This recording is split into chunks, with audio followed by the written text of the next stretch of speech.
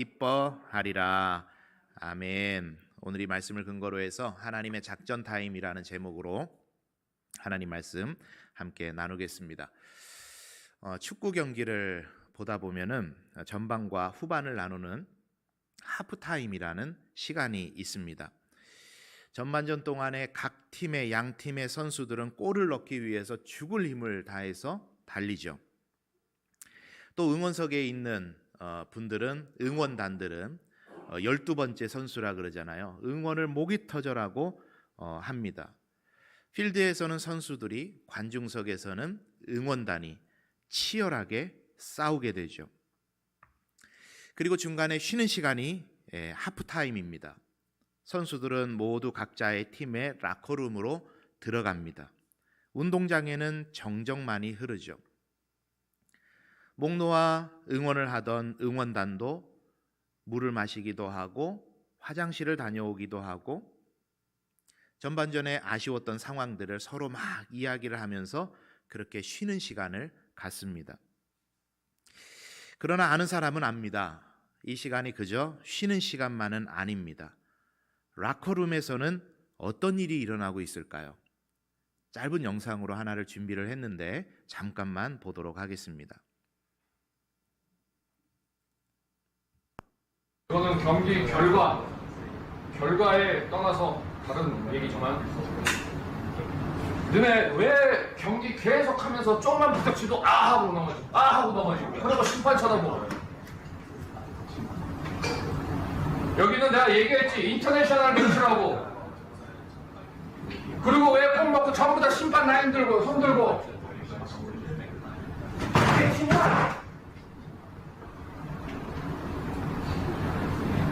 이게 팀이야! 전부 다 넘어지 마!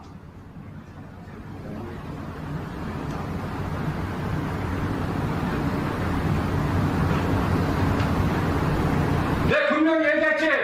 이건 또 다른 경기라고! K리가 아니라고!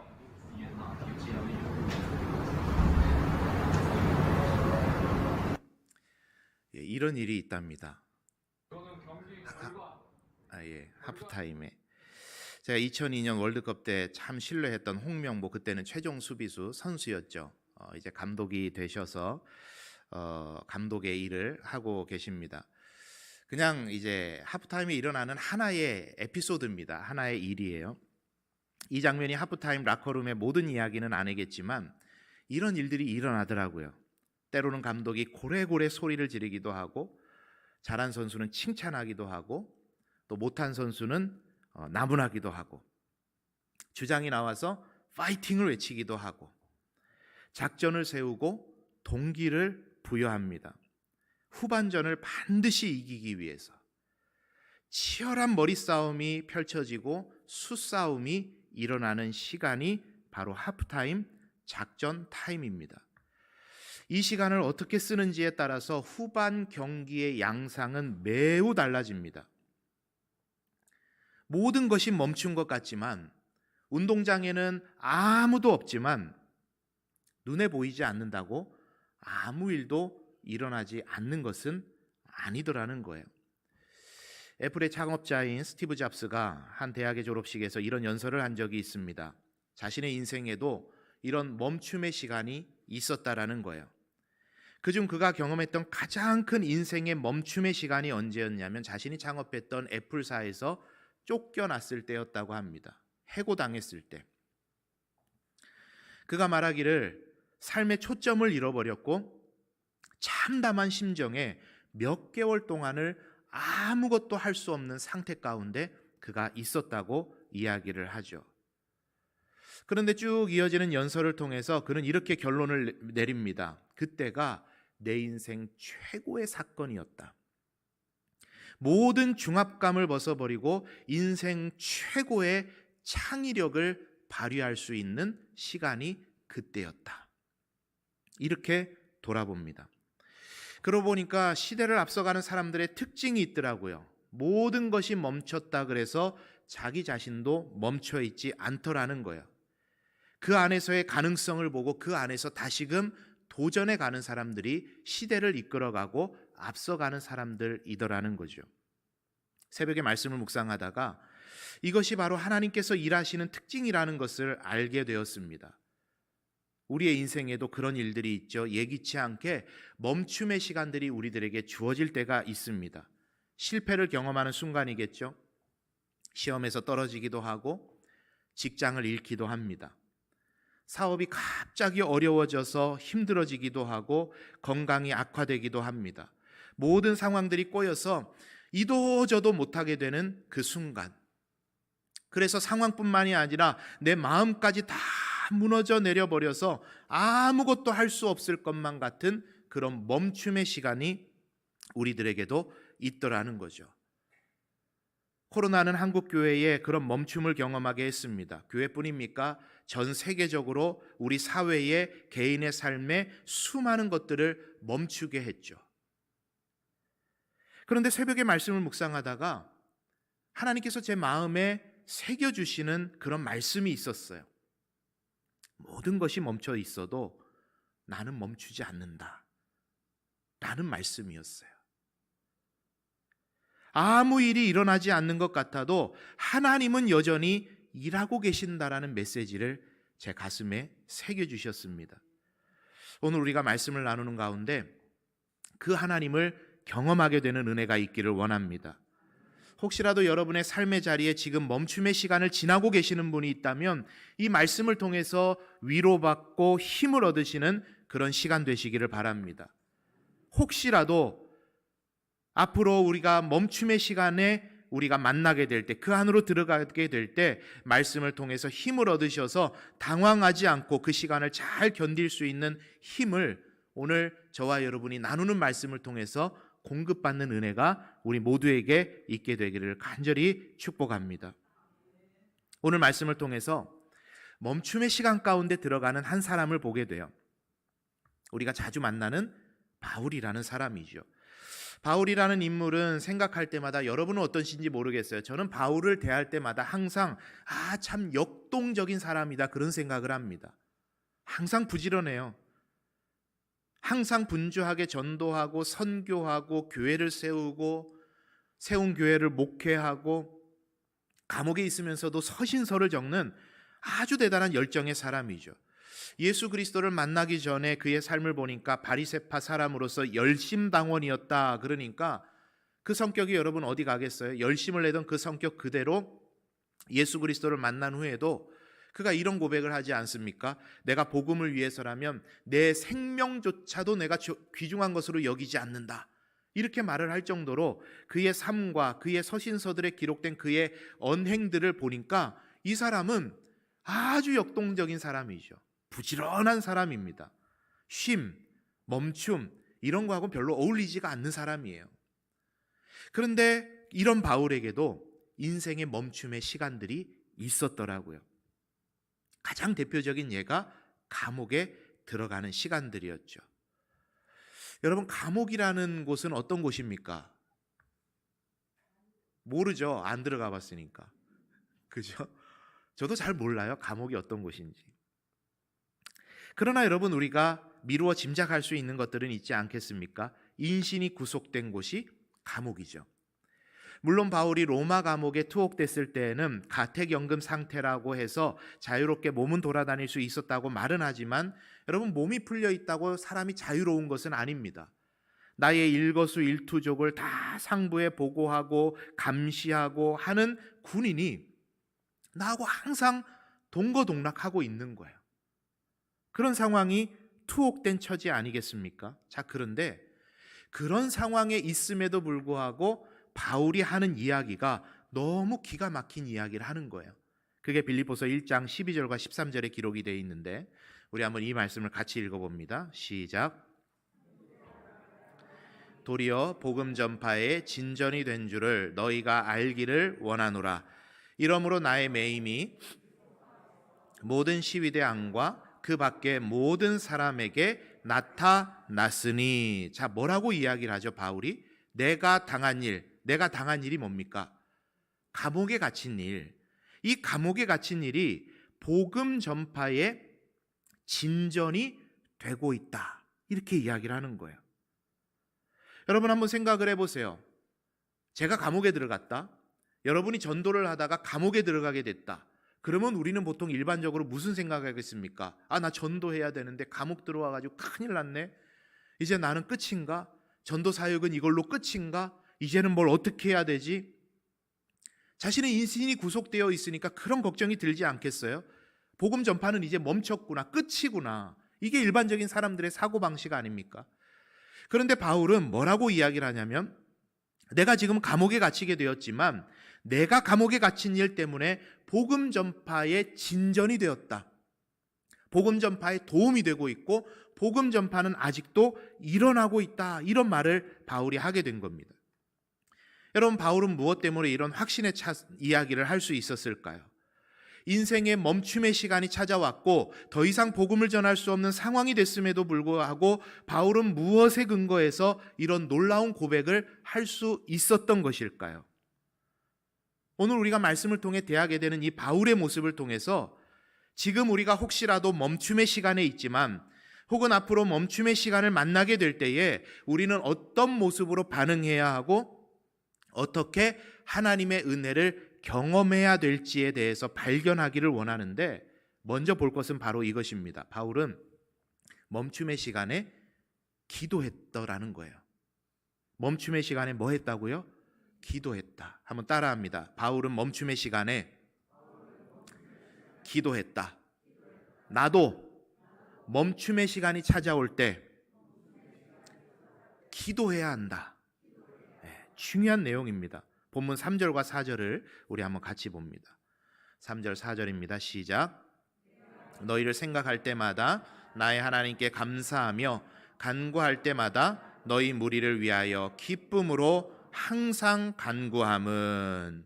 자, 여러분, 바울은요 감옥에 있는데 그의 핵심 습관이 뭐였냐면 계속해서 기도하는 거였어요. 기도하면서 하나님의 일을 경험하던 사람이었습니다. 여러분, 이 빌립보서는 바울이 로마 감옥에 있을 때 빌립보 교회에 쓴 서신입니다. 그리고 여러분, 시간을 좀 거슬러 올라가 보면 빌립보 교회를 세울 때 어떤 일들이 있었는지 여러분들 사도행전의 말씀을 통해서 다들 기억하고 계실 거예요. 사도행전 16장 어간에 빌립보 지역에서 어떤 일들이 있었는지를 다루고 있는데, 이 유럽의 첫 관문이었던 빌립보 지역에 복음을 전하러 갔고 그곳에서 자주색 옷감 장사 루디아를 만나고 루디아가 회심하고 예수 그리스도를 영접해서 그곳에 빌립보 초대교회가 서게 되는 사건이 일어난 겁니다. 자, 그런데 하루는 기도를 하러 가다가 귀신 들린 여자를 만나게 됐어요. 그래서 그 귀신을 내쫓아 주었습니다. 그런데 그 귀신 들린 여자를 통해서 금전적으로 이득을 취하던 한 사람이 이 바울과 실라를 이제 돈벌이가 다 없어져 버리니까 고발해버린 거죠. 그리고 바울이 빌립보 감옥에 갇히게 됩니다. 아마도 이때가 바울의 인생의 첫 번째 감옥이었던 것 같아요. 첫 번째 감옥. 얼마나 당황스러웠을까요? 소위 여러분, 그 시대상과 그 사회와 유대인들의 문화를 놓고 보면 바울은 우리가 아는 것처럼 금수저 물고 태어난 사람이에요. 이런 어려움을 경험해 본 적이 없어요. 감옥에 가본 적이 없는 사람입니다. 그런데 주님 복음 전하다가 이 감옥에 들어가게 돼요. 곤욕스럽고 당황스러운 인생의 경험, 멈춤의 자리가 그에게 찾아왔는데, 여기에서 바울이요 하나님의 살아계심을 경험합니다. 옥문이 열리고요. 옥문이 열렸는데도 도망을 안 갔어요. 그 자리를 잘 지키고 있는데 간수가 옥문이 열린 것을 보고 죄수들이 다 도망갔는가 보다 하고 자신에게 떨어질 그 책무가 너무 크니까 두려워서 스스로 목숨을 끊으려고 그래요. 그때 바울이 이야기하죠. 그러지 마라. 우리 막 도망가고 그런 사람 아니다. 그러면서 복음을 전하고 그 집안이 다 예수 믿고 구원받는 역사가 일어나게 됩니다. 자, 그런데 이 부분이 중요하죠. 그 일의 시작점에 성경이 뭐라고 하고 있냐면 기도하러 가다가 귀신 들린 여종을 만나는 거예요. 뭐 하러 가다가요? 기도하러 가다가. 감옥에 들어가자마자 바울과 실라가 했던 게 여러분 뭔지 아십니까? 기도하며 하나님을 찬양했다 그랬어요. 기도하며 하나님을 찬양했다. 멈춤의 시간이 내 인생에 찾아왔을 때 무조건 반사로 바울은 기도합니다. 그리고 이제 이후에 오늘 본문의 말씀을 보세요. 바울은 다시 로마 감옥에 갇혀 지내는 신세가 되었습니다. 그런데 방금 읽으셨던 빌립보서 1장 3절 4절을 통해서 보니까 그는 여전히 그 감옥에서도 기도하기를 잊지를 않습니다. 멈춤의 시간이 찾아올 때 핵심 습관이 그냥 막 튀어나오는 거예요. 멈춤의 시간이 찾아온다. 그러면 나는 뭐 한다? 기도한다. 여러분, 바울은 인생에 이해할 수도 없고 감당하기도 힘든 멈춤의 시간이 찾아왔지만 그때 기도하고 그 기도의 능력을 경험하게 되었던 겁니다. 여러분, 단순히 우리는 소원을 간구한다는 의미 정도로 기도를 이해하지만 여러분, 기도는 그 정도의 능력이 아니에요.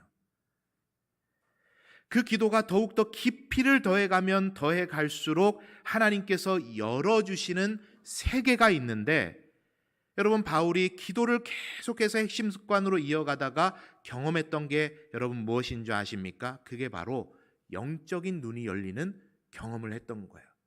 기도할 때 뭐가 열린다고요? 영적인 눈이 열린다. 우리 빌립보서 1장 18절의 말씀인데 우리 한번 같이 읽어보도록 합니다. 시작. 그러면 무엇이냐? 거칠애로 하나 참으로 하나 무슨 방도로 하든지 전파되는 것은 그리스도니 이로써 나는 기뻐하고 또한 기뻐하리라. 아멘.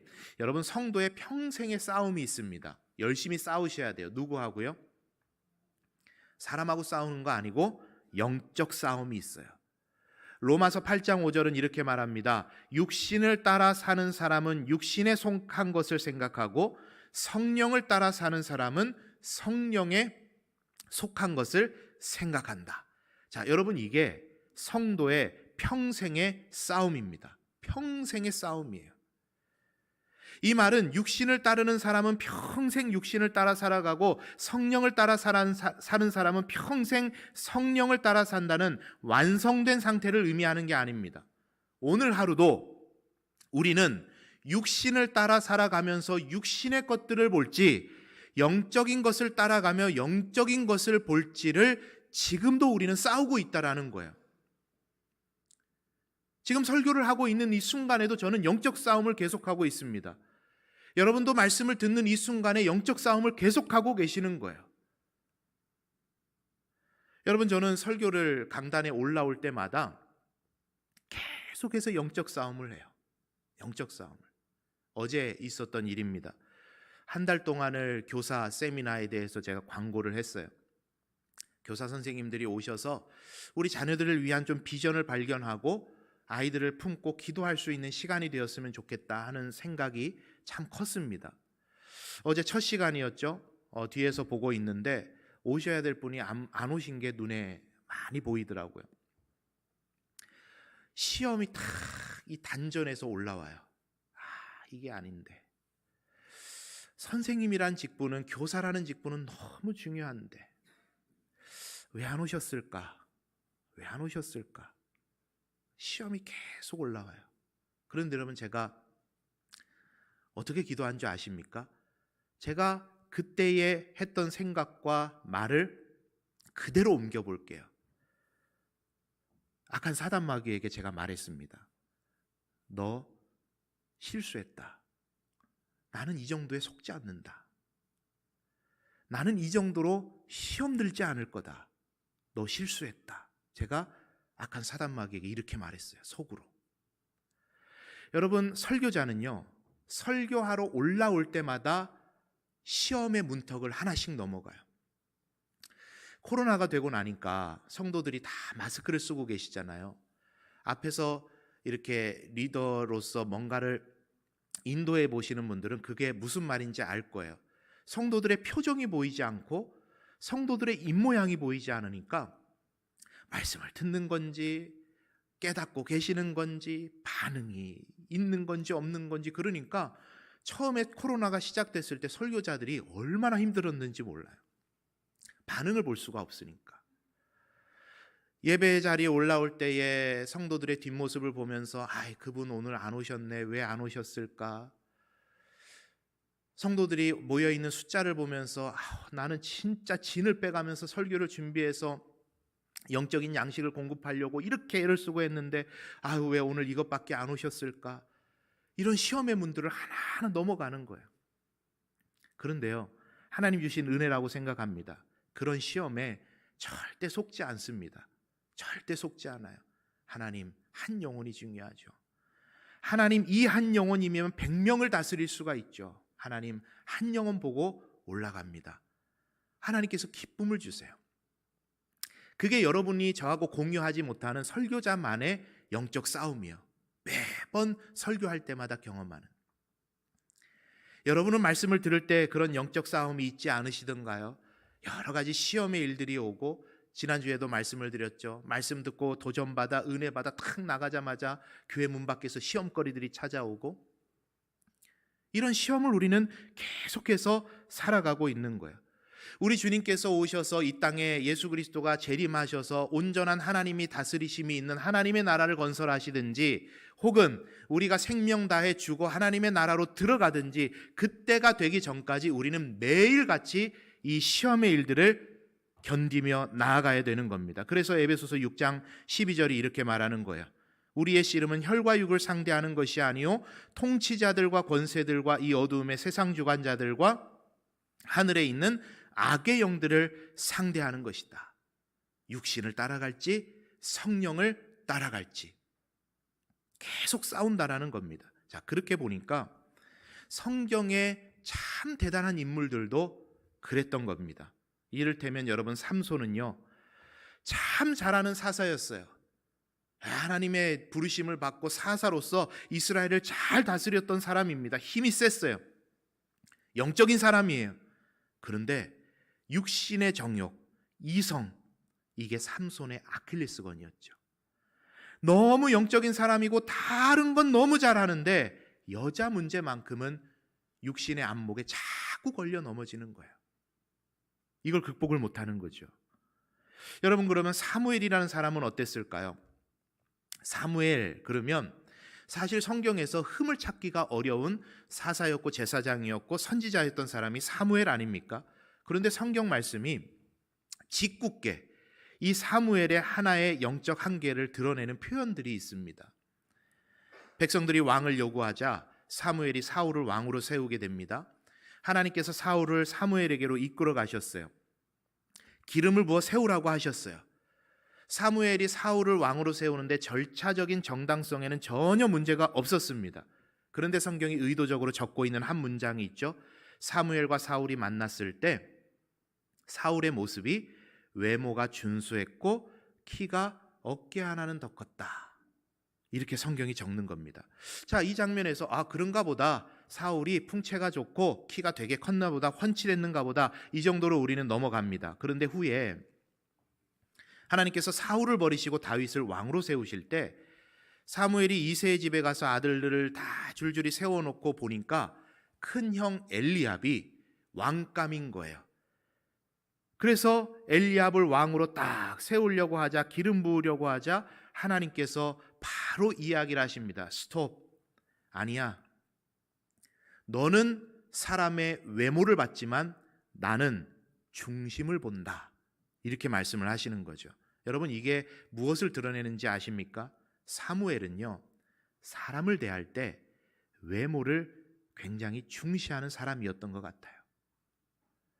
사무엘은 하나님의 음성도 잘 듣는 영적인 사람이었고, 사무엘은 사울이 죄를 지었을 때 순종할 것을 요구할 줄 아는 영적인 사람이었고, 백성들을 통솔해서 미스바에 모여서 회개기도 운동을 펼쳐나갈 정도로 영적인 안목을 가진 사람이었지만, 지도자였지만, 모든 면의 영적이었지만, 그가 항상 실패하는 부분이 하나가 있었는데, 육신의 눈으로 보이는 대로 사람을 평가했던 거예요. 여러분, 우리의 연약함이 여기에 있다라는 것을 성경은 드러내고 있습니다. 여러분, 이게 하나님과 소통하는 기도의 매우 중요한 측면입니다. 바울이 감옥에 있지만 그는 보는 게 달랐어요. 읽으신 18절의 말씀에 보니까 그러면 무엇이냐? 거칠애로 하나 참으로 하나 무슨 방도로 하든지 전파되는 것은 그리스도니 이로써 나는 기뻐하고 또한 기뻐하리라. 여러분, 바울이 감옥에 갇히자 이 빌립보 교회, 초대교회에 두 부류의 사람들이 생기기를 시작했습니다. 그룹이 나눠진 거예요. 한 부류는 어떤 사람들이냐면, 바울이 감옥에 갇혔다, 이제 우리 손으로 이제 복음을 전해야 된다, 바울이 지금까지 평생 수고하면서 복음 전도 사역을 위해 헌신했던 것처럼 우리도 바울을 본받아서 복음을 열심히 전하자. 성경에 기록된 것이 착한 뜻으로 복음을 전하는 사람들의 그룹이 생겨났어요. 그런데 또 한 그룹이 생겨났는데, 이 사람들이 어떤 사람들이냐? 그래, 바울, 걔 니만 잘났냐? 안 그래도 눈에 가시였는데 이 바울이 없으면 이제 우리들이 이 교회의 주도권을 잡을 수 있다. 바울만 잘하냐? 우리도 바울보다 훨씬 복음 잘 전할 수 있다. 이제는 초대교회에 필요한 사람들이라는 것을 우리가 드러낼 때가 됐다. 그래서 성경이 기록하기를 투기하는 마음과 분쟁으로 복음 전하는 사람들이 있었던 거예요. 그러니까 바울의 리더십을 역행하려고 하는 사람들이었죠. 그 15절부터 그 이야기를 합니다. 여러분 한번 생각해 보면 그렇잖아요. 참 희한한 생각한다 싶습니다. 바울 없으면 좀 힘내가지고 바울의 뜻을 받아서 잘 전도해야 될 텐데, 바울을 이제 역전시켜서 자기들이 주도권 잡으려는 사람들이 막 생겨나는 거예요. 희한한 사람들이죠. 그런데 여러분, 저는 이 초대교회 모습을 볼 때마다 위로가 돼요. 요즘 교회들도 얼마나 오만 일들이 있고 오만 사람들이 다 있습니까? 교회 안에도 희한한 사람들 정말 많거든요. 우리 교회는 한 사람도 없지만 남의 교회는 희한한 사람들 많아요. 여러분 보세요. 인생의 멈춤의 시간이 찾아왔어요. 참담한 환경에 놓였어요, 바울이. 그런데 나를 소위 말해서 제끼고 초대교회의 그 빌립보 교회의 주도권을 잡으려는 그런 사람들이 막 일어나고 있다는 소리를 들으면 여러분의 심정 같으면 어떤 생각 드시겠어요? 육신의 사람 같으면, 기도하지 않는 사람 같으면 이러지 않겠어요? 좀 잘하지, 저것들은 나 없는 틈 타가지고 교회나 어지럽히고 틈만 나면은 파당짓고 험담하고 곡해하고, 얼마나 죽을 맛일까요? 한없이 구멍 파고 들어가지 않겠어요? 내가 어떻게 세운 교회인데 다 부질없구나, 믿을 사람 하나 없구나, 나는 앞으로 재기가 가능할까? 나에게 기회가 다시 올까? 이런 생각들이 사람을 막 지배해 가는 거예요. 그런데 바울은요, 다른 걸 보는 거예요. 이게 바울의 위대함 아닙니까? 이렇든 저렇든 그리스도의 복음이 증거되는구나.